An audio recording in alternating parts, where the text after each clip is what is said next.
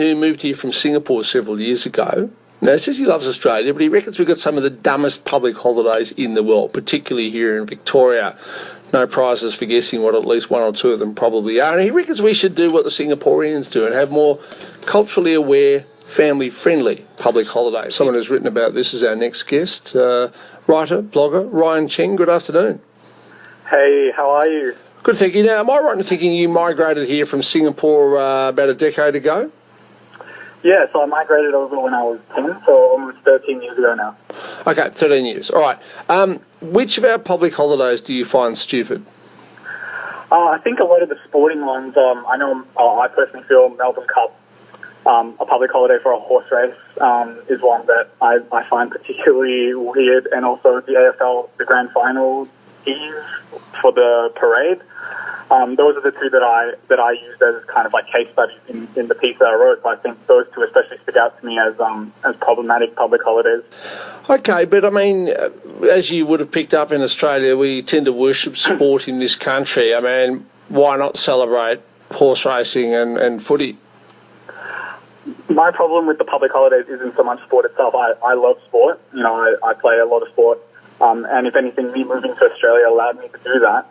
But my problem is more surrounding the way that these public holidays are exploited by businesses to tap into human weaknesses, such as alcohol, as gambling, and the way that these kind of activities are portrayed as almost leisure activities when really they have very real consequences for families and people around Australia. Well, that's true. There is a big debate going on about the pervasiveness of sports gambling and also, I mean, drinking at the races and at the football these days is a problem. Yeah. Okay, so what does Singapore do differently or better than us? I think something that I really liked growing up in Singapore was the fact that they celebrated the cultural holidays of the various cultures that existed, that lived within the community. So personally, I'm Chinese Singaporean, so we celebrate Chinese New Year, and the whole country gets 2 days off for that festival. And what happens is, you know, families get together, but not just Chinese families. You have families that are of Malay background, Tamil background, expats from Australia are all involved in that celebration, and that goes for Eid during Ramadan, that goes for Vesak Day, which is a Buddhist holiday, and a couple others. They don't tap into the vices the way that sporting holidays do, and more focus on the way community is built and celebrating different. Okay, I mean, I can see your point, but we've tended to shy away from, well, to be honest, non-Christian holidays in this country because, let's be honest, the bulk of more Australians are Christian than any other religion. But, I mean, if here sport and the drinking and the gambling is what brings people together, then why not embrace that? I think that's a very poor excuse. First, saying that a society is mainly Christian and therefore we shouldn't celebrate the differences of others is the whole reason we have disenfranchised and disconnected communities across Australia.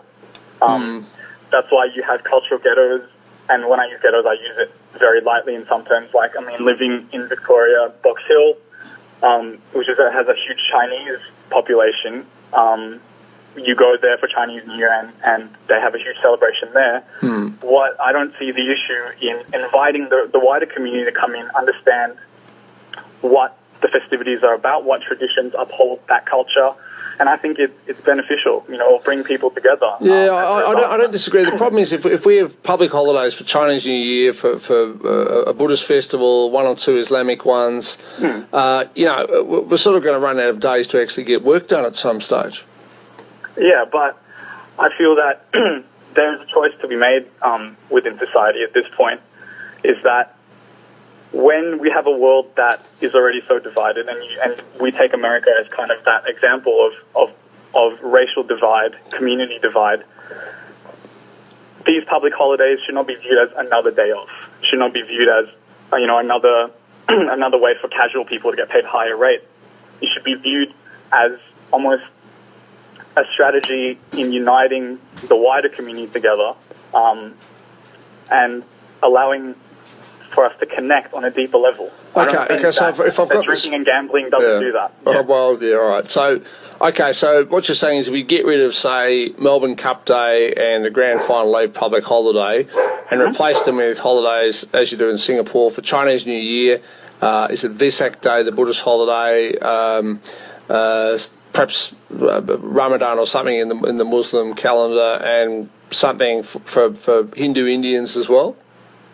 Yeah, I think what I believe is that my article does not say this is what Australia has to do. I think there are a variety of other cultures that we can tap into. The Indigenous community deserves to be celebrated. They deserve to have their culture and their difference portrayed in a more positive light.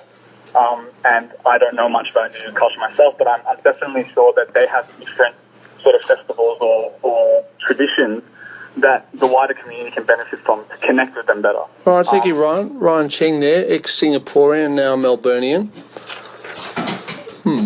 Well, I don't know. I mean, it's a bit different in Singapore, where the Muslim community, the Buddhist community, even the Hindu community is far bigger than what it is here in Australia. On a proportional basis.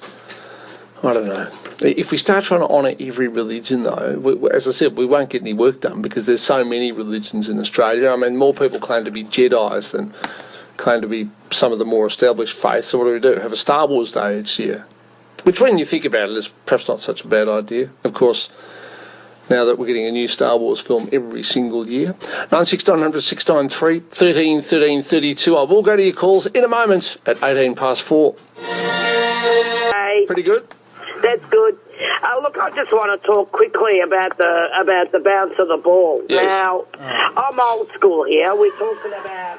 Mate, the first one is every public holiday has lost its meaning because retailers take over and use it as an excuse to try and flog us something. Well, they do. But Dave, we don't have to buy the stuff. I mean, all they can do is put it in front of us. No one's forcing you to go in and buy it. And the second point is I really don't understand why Anzac Day isn't like Christmas Day and Good Friday, a full non-trade day to respect it for what it is.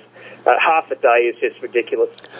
Well, maybe, yeah, it's a good point, Dave. I remember when Remembrance Day was more like that, but now it's not. Remembrance Day is just a normal day, other than people stop at 11. For example, I was in a cafe with my daughter, and they did play the music of The Last Post, and everybody was silent, which was really nice to see. But outside the cafe on November the 11th, I mean, cars were still driving back and forth, and most people were just walking back and forth. As for Anzac Day, look, the tradition has been is that we respect Anzac Day up until about 11 or 12, usually, and then we play a game of footy, and frankly, if we're going to play footy on Anzac Day, well, you might as well have shops open because businesses are open. Let's not forget the AFL is a business. Dean, good afternoon. Hello, Dean. Oh, yeah, sorry, Tom. Yes, Dean, go ahead. Yeah, I believe that the bounce should actually